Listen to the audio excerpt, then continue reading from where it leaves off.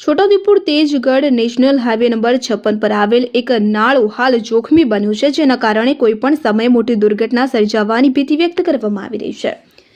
વિગતે વાત કરીએ તો છોટાઉદેપુરથી તેજગઢ તરફ જતા નેશનલ હાઈવે નંબર 56 પર લીમડી બજાર વિસ્તારમાં આવેલ નાળું અત્યંત જર્જરિત હાલતમાં જોવા મળી રહ્યું છે। લગભગ 3 મહિના અગાઉ નાળું તૂટી ગયું હોવા છતાં હજુ સુધી સંબંધિત તંત્ર દ્વારા કોઈ નક્કર કાર્યવાહી કરવામાં આવી નથી। નાળાના નીચેના ભાગમાં સળિયા ખુલ્લા દેખાઈ રહ્યા છે, જ્યારે આજુબાજુનું કોન્ક્રીટ પણ છૂટું પડી જતા નાળાની હાલત અત્યંત જોખમી બની ગઈ છે। આ માર્ગ ઉપર સતત ઓવરલોડ વાહનોની અવરજવર થતી હોવાથી નાળામાં ભારે વાઇબ્રેશન સર્જાય છે, જેના કારણે નાળું વધુ નબળું પડી રહ્યું છે।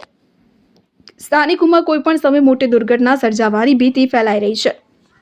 વારંવાર રજૂઆત છતાં તંત્ર તરફથી કોઈ કામગીરી ન થતા લોકોમાં ભારે નારાજગી જોવા મળી રહી છે। સ્થાનિક ગ્રામજનોએ તાત્કાલિક નાળાની તપાસ કરી જરૂરી સમારકામ કાર્ય હાથ ધરવાની માંગ કરી છે। સ્થાનિકોનું કહેવું છે કે જો સમયસર કાર્યવાહી નહીં થાય તો અકસ્માત થયા બાદ જ તંત્ર જાગશે તેવી પરિસ્થિતિ સર્જાશે। ઇમરાન મિર્ઝા, છોટાઉદેપુર।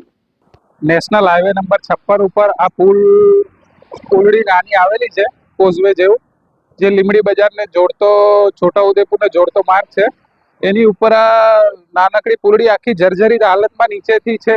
ઓવરલોડ ગાડીઓ ઘણી અહીંથી જાય છે, પણ આજ દિવસ સુધી આરએનબીના અધિકારી કે કોઈ અહીં આવેલ નથી કે કોઈ સ્થળ તેથી તપાસેલી નથી। એની એક સાઈડની દિવાલ તો અડધી પડી બી ગઈ છે, જેનું તંત્ર દ્વારા કોઈ કામ કરવામાં આવેલ નથી। આ આખી ઉપરથી જ્યારે ગાડીઓ જાય ત્યારે વાઇબ્રેશન આખું આપણને અહીં ઊભા હોય તો આપણને ખબર પડે છે કે આખું વાઇબ્રેશન થાય છે, છતાં કોઈ કંઈ મુલાકાત લીધી નથી।